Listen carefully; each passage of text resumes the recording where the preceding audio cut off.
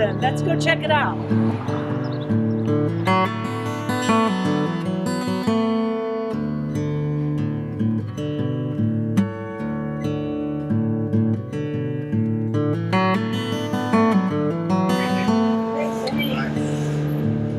Bye now.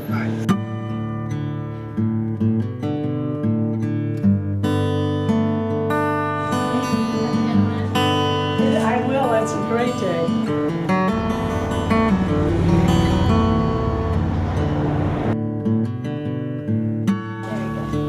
You're welcome.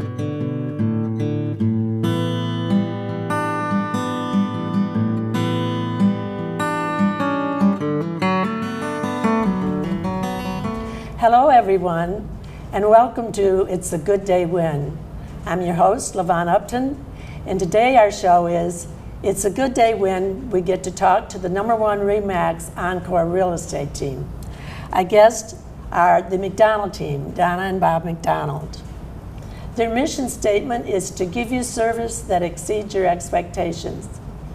Their offices are located at 8040 Ortonville Road in Clarkston.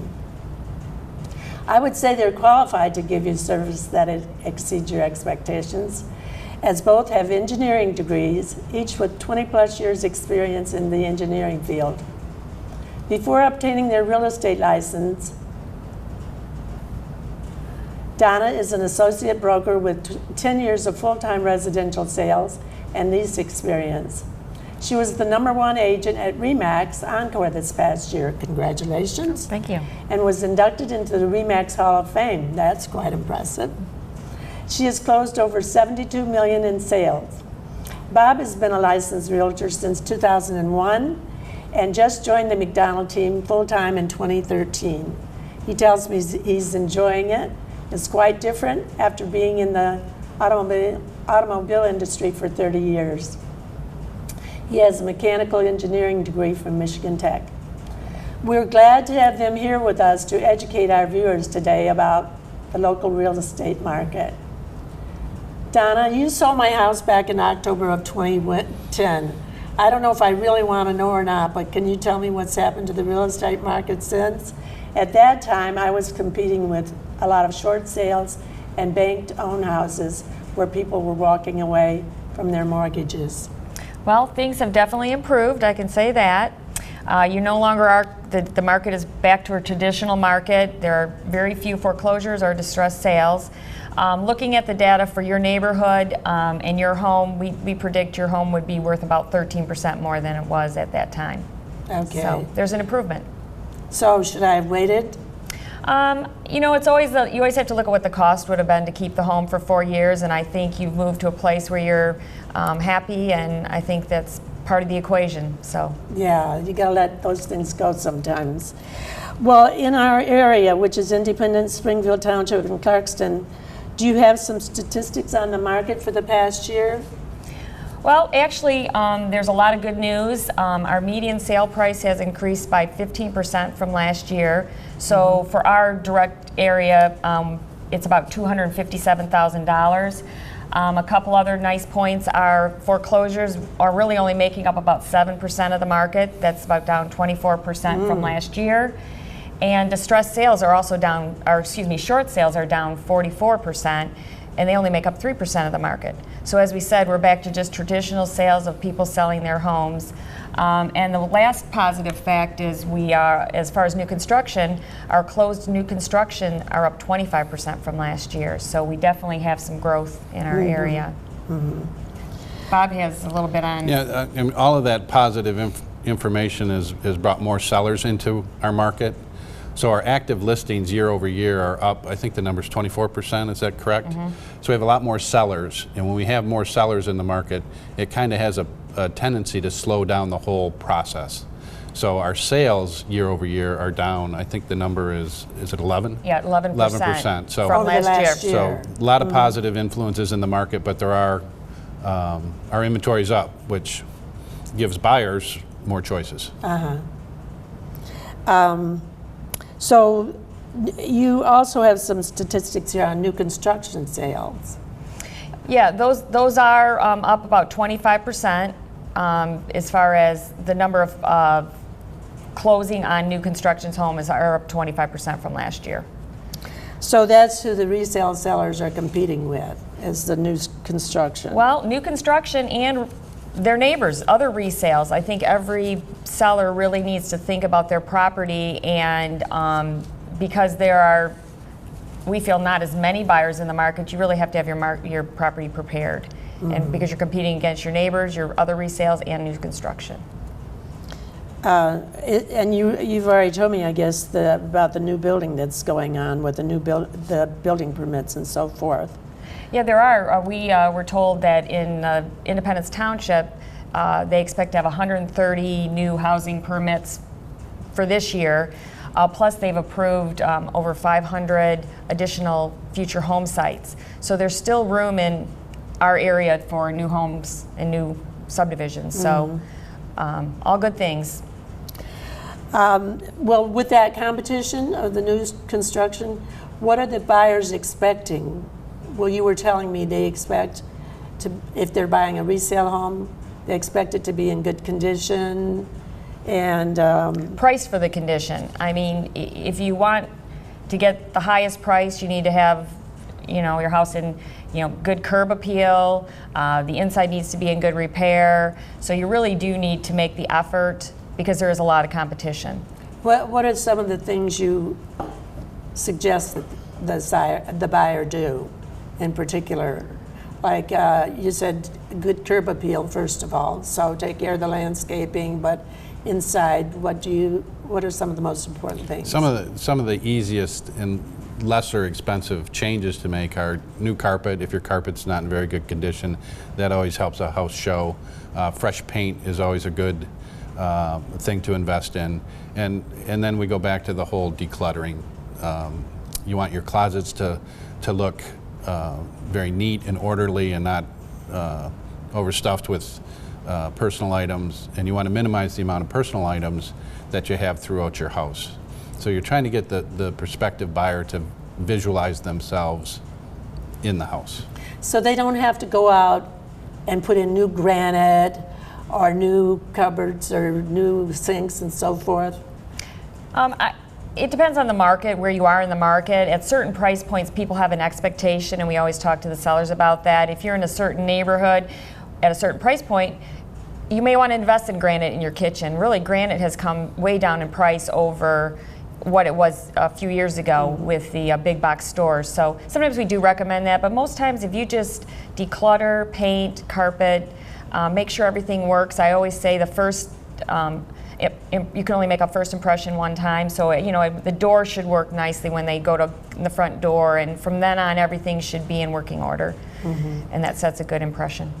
So it would probably be a good idea to consult with a real estate agent before you start spending money on renovations. We always think that's a good idea. Yeah. Well, We encourage people to do so. I know a friend who's an agent in Rochester said that she went to list a house, and the people had done all this work and spent all this money, and they just spent it on the wrong things.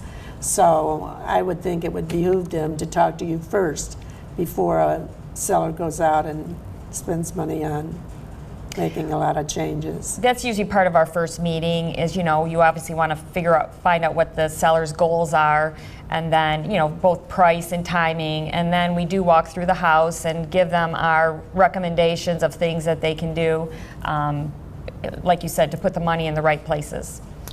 How about business in the area? Is there any business development going on in Clarkston? Well, it's still anticipated. I think the biggest thing we have to look forward to is the possibility of the McLaren Hospital going in. If that comes into our area, they predict that it's going to bring about 1,000 new good-paying jobs to the area. So with those kind of jobs are going to come people who want to live in the community. Plus, there are also a lot of development interests along Sashabaw and Dixie Highway for businesses that will spawn off from the hospital. So we are really expecting, if the hospital goes through, that we'll definitely see an increase in people interested in our area. Do you know what's the holdup on that, or should I ask? It's certificate of needs is the the category that it falls in. There's X amount of hospital beds allocated to each area, and I think the argument is where those beds should be. We're trying to get the beds in Clarkston, obviously, and right now I think the beds in question are located in Pontiac. So I think that's where the controversy is, and I know it's at the governor's level that they're trying to get this resolved. Make a decision. Because that was an issue when I was still living here. Well, you've seen the campus itself has grown, and I think we're getting indications that it's getting closer to happening, and I think that would be good for our community. I know I'd like to see something like that will bring in more restaurants, maybe more retail, and all of that attracts people to a community. So I think it's a positive thing. Because if not, there are other real estate markets that Clarkston Independence is competing with. What are some of those markets?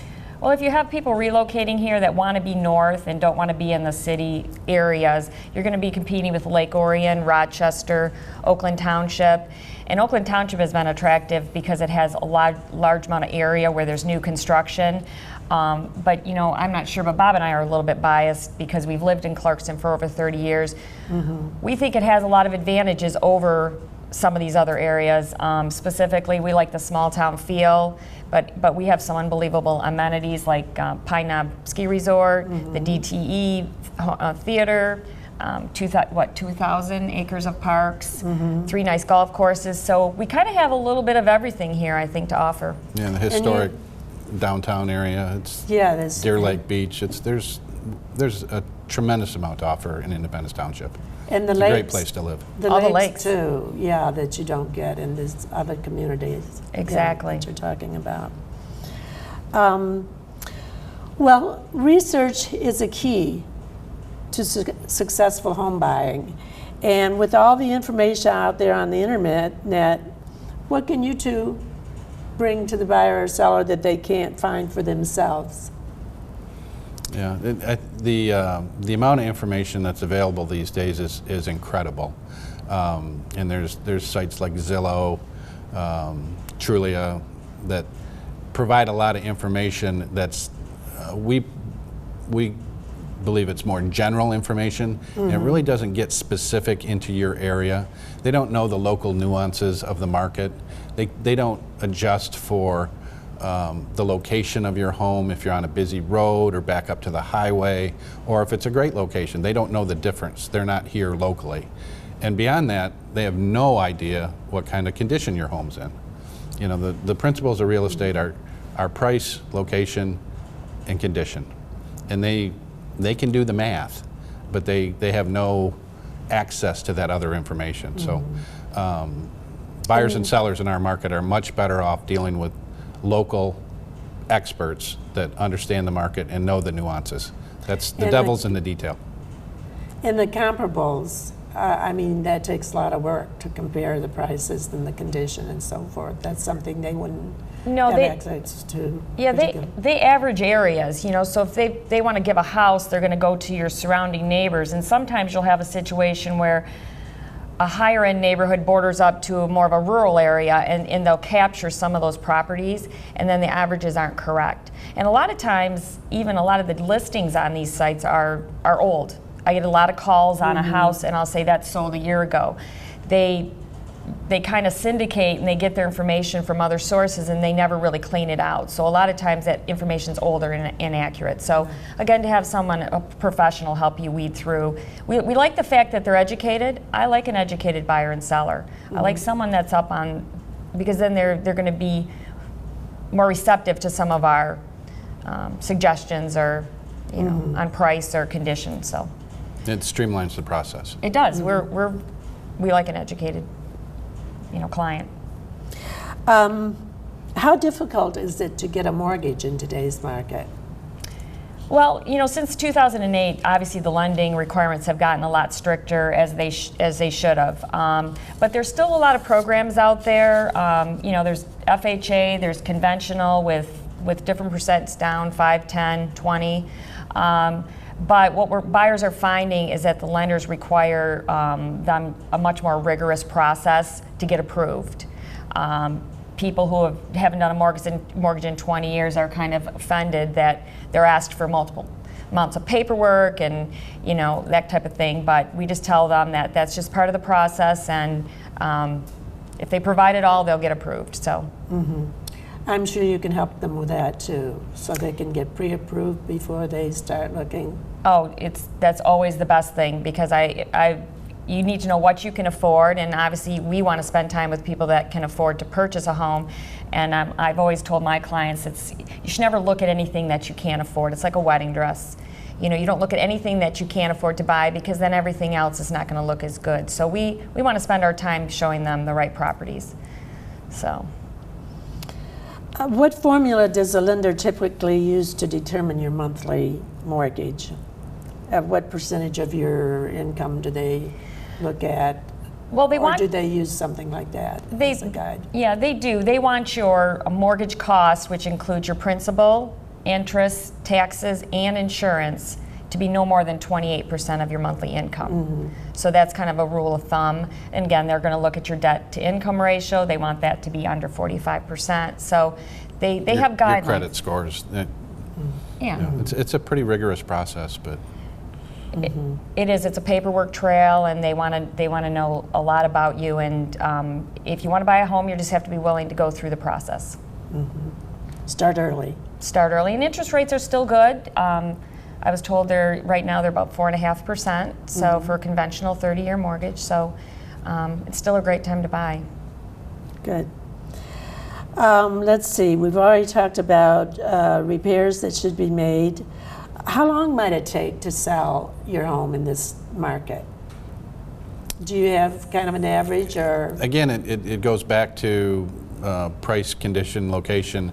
But if it's priced right and it's in good condition, the average is about 60 days. Yeah, they go fast. I mean, if Lake property's hot right now, so if you have something that is very desirable, it can go fast.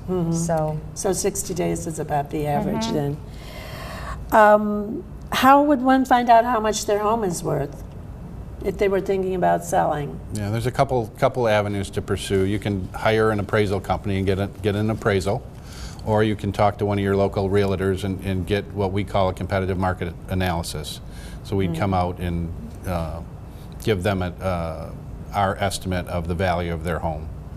Do they usually match the analysis you do versus an appraiser's value? It depends. Appraisers, if it's an independent appraisal, it'll be fairly close to what we come up with, because they aren't bound by, when lenders ask them to do an appraisal, they're bound by their restrictions on how far they can go to find a home and that type of a thing, as far as using as a comparable. But for how we do our comparables, we try to think like a buyer and a seller, how a buyer would think as far as selecting their properties to find truly comparable properties. So I think we're fairly close, especially if you're in a fairly homogeneous neighborhood. But Clarkston does have a lot of interesting properties that are unique, and I guess that's where the bigger differences come in. But I think they should be close. You've mentioned to me the fundamentals of real estate. What does that mean? Yeah, I think we've mentioned it a couple times already, but it's price, location, and condition. Those are the three most important criteria in any real estate transaction. They're interconnected.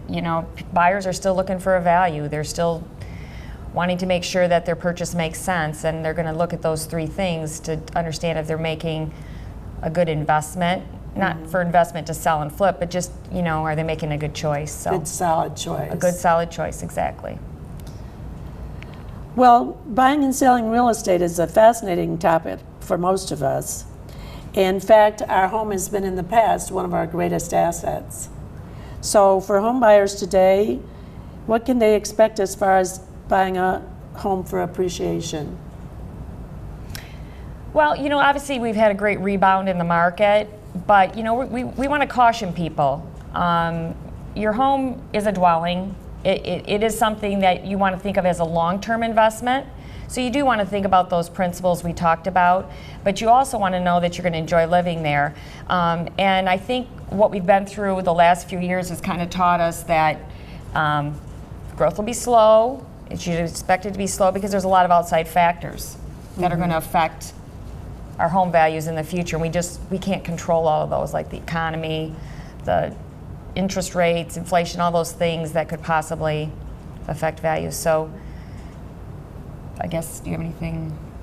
Well, No, I think that's yeah. sound good advice. In other words, find a home that you love, that you want to live in, you want to stay in, and that meets your needs, and not count on making a killing as an investment, but as your abode, rather. Yeah, and if you do, more power to you. Yeah. Yeah, and I think that's just buying smart is always a good idea. We're not saying that. It's just a matter of we're not probably going to have the appreciation we used to see. Yeah. Well, what advice can we leave our viewers with, whether they be a buyer wondering if it's the right time to buy or a seller wondering if it's the right time to sell? Again, we advise to consult with a local real estate professional. You know, we offer free consultation to people that are not sure whether it's time to buy or time to sell. And we have the local knowledge. We do this every day. We're full-time realtors. We'd love the opportunity to help people. And Clarkston's blessed with a number of great brokerages and a number of great agents. So they don't have to call us. We hope they do, but they're in good hands with a lot of people. Well, and again, I think it goes back to the internet as well. You know, I think a lot of people get overwhelmed by all the data that's out there on the internet as far as trying to decipher it. So I think a professional can sit and help you look at what your specific situation is and decide whether it's the best time to buy or sell or lease or do some. There's a lot of options. So I think use them as a resource, and I think that's just good advice. Well, you gave me some good advice in October of 2010, so I'm real happy with that. And I want to thank you both for being our guest today. Thank you Well, for thank having you. us. Yeah, It was a thank you great very much. opportunity. Great. And the rest of you, go out there and make it a good day.